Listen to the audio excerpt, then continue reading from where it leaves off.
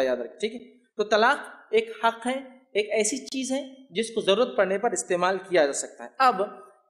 ایک مرد اور ایک عورت ہے، مثال لیجئے زید اور زینب، ایک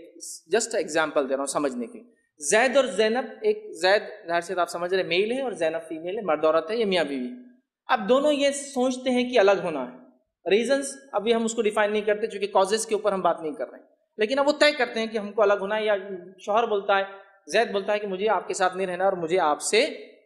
الگ ہونا ہے۔ تو اب کیا کریں گے اس سچویشن میں، کیا سلوشن ہے اور وہ کب طلاق دے سکتا ہے؟ آئیے وہ دیکھتے ہیں۔ تو عورت کے ساتھ سب سے پہلے اسلام نے حکم دیا اچھے سے نباہ کرو۔ عورت سے مراد یہاں آپ سمجھ رہے ہیں نا، المرا مطلب یہاں بیوی مراد میں، اب عورت جو کہہ رہا ہوں اس کو کامنلی نہیں، بیوی سے مراد۔ تو بیوی سے اسلام نے حکم دیا کہ اس کے ساتھ اچھا سلوک کرو، معروف ڈھنگ سے رہو۔ اور قرآن نے سورہ نساء، میں گزارش کروں گا سورہ نساء سورہ نمبر 4 پورا پڑھیے، اس کے بعد سورہ طلاق سورہ نمبر 65 یہ بھی پورا مطالعہ کیجیے، تو انشاءاللہ یہ 2 سوروں میں آپ کو مکمل بات مل جائیں گی۔ اور یہ اللہ کا کتنا بڑا فضل ہے کہ سورہ صلاۃ نہیں ہے قرآن میں، سورہ صوم بھی نہیں ہے، لیکن سورہ طلاق ہے۔ ایشو سیریس ہے 2 فیملیز کا، 2 ہیومن بینگز کا، تو پورا ایک سورہ نازل کیا گیا، ایک چیپٹر ہے پورے سورہ طلاق۔ حالانکہ نماز فرائض میں سے، لیکن اس پہ کوئی سورہ نہیں ہے، وہ سوروں کے اندر آتا ہے، دیکھ رہے آپ، ضرور پڑھیے اس کو، ٹھیک۔ تو اللہ رب العزت سورہ نساء کی آیت 19 میں فرماتا ہے وَعَاشِرْهُنَّ بِالْمَعْرُوفِ، ان کے ساتھ اچھائی کے ساتھ سلوک کرو، بھلا سلوک کرو، معروف ڈھنگ سے رہو، ٹھیک ہے۔ پھر فرمایا اور قابل معروف فَإِن كَرِهْتُمُوهُنَّ فَعَسَىٰ أَن تَكْرَهُوا شَيْئًا وَيَجْعَلَ اللَّهُ فِيهِ خَيْرًا كَثِيرًا، اور ان سے اچھا سلوک کرو، ہو سکتا ہے تم تمہاری بیوی میں سے کوئی ایک چیز کو ناپسند کرو، لیکن اس کے مقابلے میں اس کے اندر بہت زیادہ دوسری اچھائیاں بھی ہوں گی، خیرن کثیرا، بہت زیادہ اچھائیاں ہوں گی۔ تو یہاں مرد کو اسلام یہ کہہ رہا ہے کہ اپنے بیوی سے کسی ایک مسئلے پر ناراض ہو کے ڈیسیجن مت لو، اس کے ساتھ اچھے سے رہو، اور ایک چیز تم اس کی پسند نہیں کرتے ہو تو اس کے اندر ہو سکتا کثیر چیزیں ایسی ہیں جس پہ تم دھیان نہیں دیتے ہو۔ جیسا کہ ایک خاتون ہے بات کم کرتی ہے، ایک خاتون ہے بیوی بات زیادہ کرتی ہے۔ اب زیادہ کرنے والے کو پسند نہیں بیوی زیادہ بات کرتی ہے، بٹ آپ یہ سوچ سکتے ہیں آنے والے بچے مارکیٹنگ فیلڈ میں جائیں گے، ماں جب بولیں گی بات کرنے والی ہوں گی تو فیوچر جنریشن بھی تو بات کرنے والی ہوں گی، اور مارکیٹنگ میں ایسے لوگوں کی ضرورت۔ آپ کیا امید کرتے ہیں ایک مارکیٹنگ کا ایک پرسنل ہے اور بیٹھا ہوا ہے کوئی آ رہا اس کے بزنس پہ،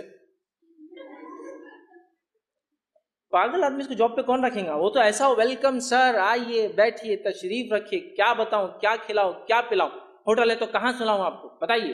بولیں گا آپ کے پاس کیا یہ ہے وہ ہے وہ ہے، تو ارے اس کے بعد سے اس کی نسلوں کو فائدہ ہو سکتا ہے، سمجھے آپ؟ تو ایک چیز آپ کو پسند نہیں ہے بٹ آپ اس کی خیر کو نہیں دیکھ رہے، اس کے پہلو کو، ایک چیز آپ کو پسند نہیں ہے اس کی ایک بات کی، کبھی کبھی تلخ بات کر دیتی ہے کوئی خاتون، ویسے مرد بھی کرتے ہیں لیکن وہ ان کے مزاج میں سے ہے کبھی کبھار، اور رفنس ان کی کیا ہوتا ہے مارکیٹ میں رہنے سے ڈیولپ ہو جاتی ہے، تھوڑی سختیاں مزاج، جیسا عموماً انٹاکسیکیشن میں مرد زیادہ انوالو ہوتے ہیں عورتوں کے مقابلے میں، ٹوبیکو ہو، الکوہولکس ہو، ڈرگس ہو، زیادہ ہوتے، کیوں؟ اس لیے کہ وہ جس سماج میں رہتے ہیں وہ برائیاں زیادہ ہوتی ہے، تو عموماً ان جنرل تو عورتیں کم ہوتی ہے، تو اسی سینس میں بول رہا ہوں، تو آپ برا مت لگ لیجیے ان باتوں کو، ٹھیک؟ تو عموماً آپ دیکھتے کچھ نہ کچھ ہے ایسی چیزیں وہ بھی سخت ہے، لیکن عورت کی تھوڑی بھی سختی وہ زیادہ شاق گزرتی ہے مرد پر خود کے مقابلے میں، وہ سختی چونکہ وہ بولیں گا میں تو وہ ماحول میں رہ کے میرے بزنس میں رہ کے ہو گیا، آپ یہ الفاظ نہ کریں مجھے بہت چبھتے ہیں۔ جیسا ایگزامپل دیتا ہوں، ایک آدمی ہے جس نے کسی کو ابیوز کر دیا، گالی دے دی، گالی گالی ہوتی ہے، لیکن ایک داڑھی والے نے کسی کو ابیوز کیا، دوسرا کیا بولتا؟ ارے کچھ تو شرم کرو، داڑھی ہے نا تم کو، آئی ریسپیکٹ یو، میں عزت کرتا تمہاری داڑھی کو، تو تم گالی دے رہے ہو، تم ڈیزرو نہیں کرتے ہو گالی دینا، I do not expect that you should abuse, تم گالی دو، میں امید نہیں کرتا ہوں۔ تو سختی مردوں میں بھی ہوتی ہے لیکن عورتوں کی تھوڑی بھی سختی وہ محسوس ہوتی ہے، یہ سمجھ رہے نا؟ تو میں نے اس لیے شروع کیا جتنی نازک چیز اتنی مہنگی چیز، سمجھ رہے آپ، اور جتنی اہم چیز اس کے نقصان بھی اتنے زیادہ ہوتے ہیں، ٹھیک ہے؟ تو اس سینس میں سمجھیے بات۔ تو اگر تھوڑی سختی ہے تو اس میں کوئی دوسری ایسی چیز ہوں گی جس کی وجہ سے آپ کو خیر کثیر آ رہی، جیسا کہ وہ خرچہ نہیں کرتی،